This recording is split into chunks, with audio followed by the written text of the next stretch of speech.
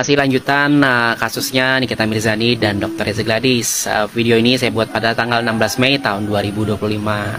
Jadi guys, menurut kacamata saya, kasus Nikita Mirzani dan Reza Gladys berpotensi menjadi duel hukum antara dua cabang ilmu, yaitu hukum perdata dan hukum pidana. Mengapa ya? Karena ada wacana ya dari pihak Nikita yang akan menggugat Reza Gladys secara perdata atas dugaan wan prestasi. Padahal di sisi lain kita sudah mengenal kasus ini lewat laporan pidana dugaan pemerasan. Pertanyaannya sekarang, apakah sah dan mengikat kesepakatan 4 miliar itu menurut hukum perdata?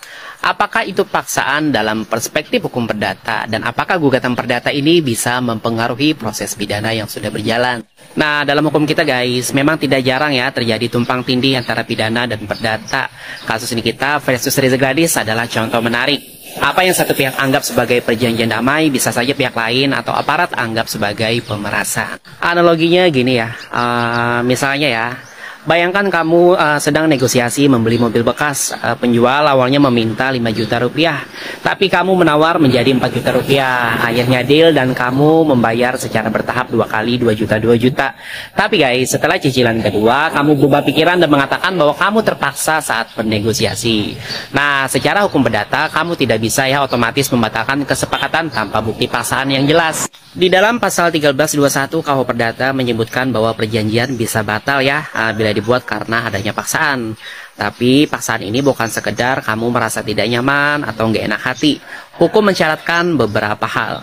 Yang pertama, harus adanya ancaman serius terhadap diri, harta, ataupun keluarga.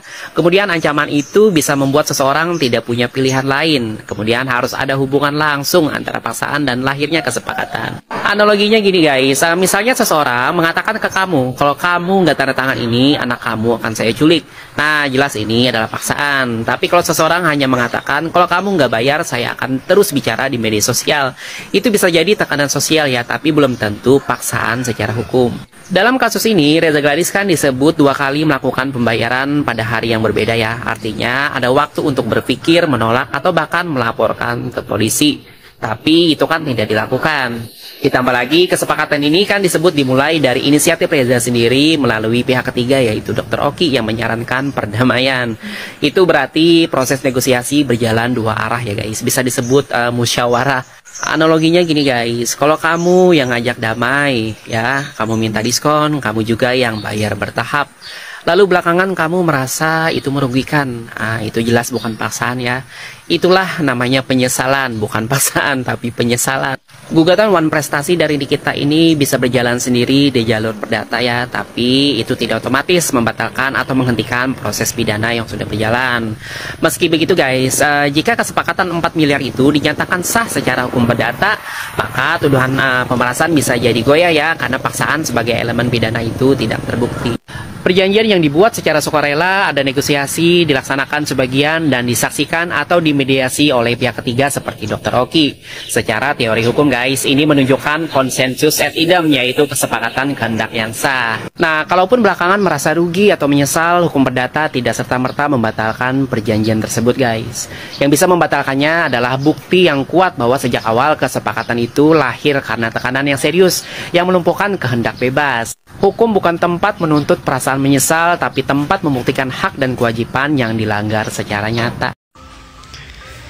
Nikmir menggugat wan prestasi RG. Turut tergugatnya Kejaksaan Agung dan Kapolri dimasukkan sebagai turut tergugat. Apa sih gugatan wan prestasi? Ya, bahasa sederhana saya akan menjelaskan biar mudah dicerna.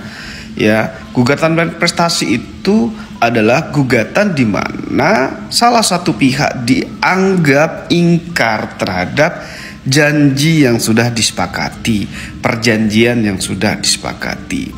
Perjanjian itu apakah harus tertulis? Enggak. Perjanjian bisa saja perjanjian sifatnya lisan, tapi juga harus bisa dibuktikan perjanjian itu.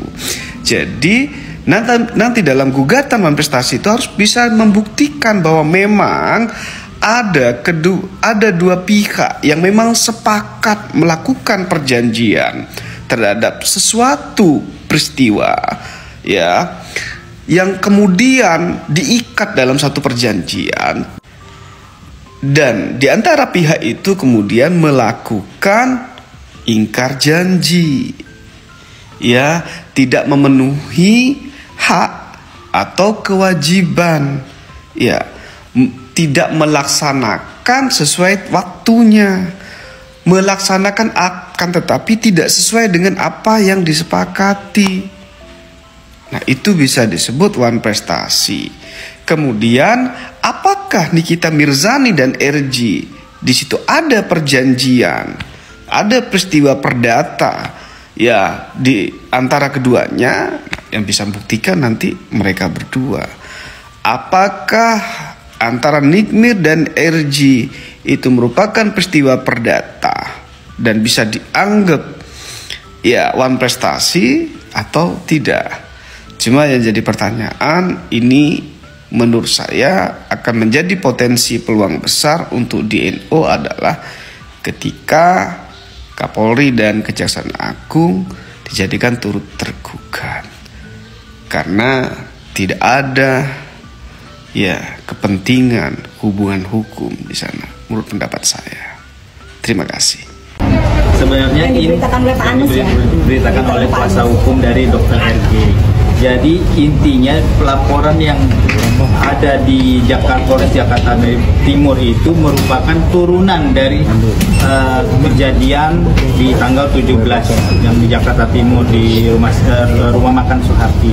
Jadi kebetulan lokusnya ada di Jakarta Timur, jadi dari pihak Polda Metro Jaya melimpahkan ke Polres Jakarta Timur untuk terkait dengan pasal 310 dan 315 ya. 281 itu aja sih. Lebih hafal jadinya ya. Karena itu pasal asusila gitu. Iya, betul. Jadi kalian tahu ya yang dilaporkan pasal asusila ini siapa gitu ya. Yang hewan pemakan bambu itu ya.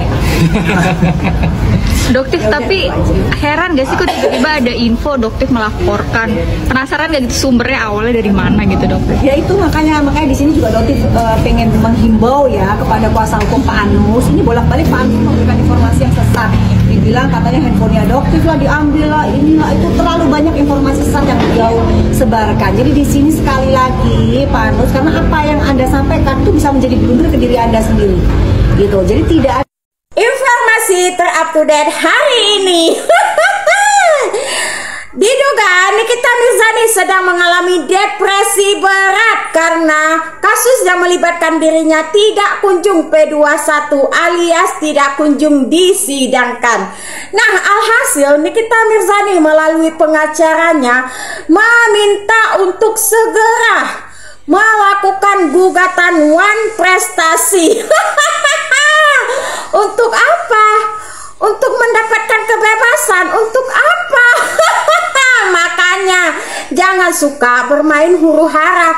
Udah mending 2 tahun yang lalu hidupmu itu adem ayem tanpa huru hara, sedang romantisnya dengan sang kekasih lah, malah melakukan pemerasan. Aduh sayang. Kenapa nggak kerasan ya? Sabar sayang, itu baru 90 hari, masih ada 20 tahun ke depannya.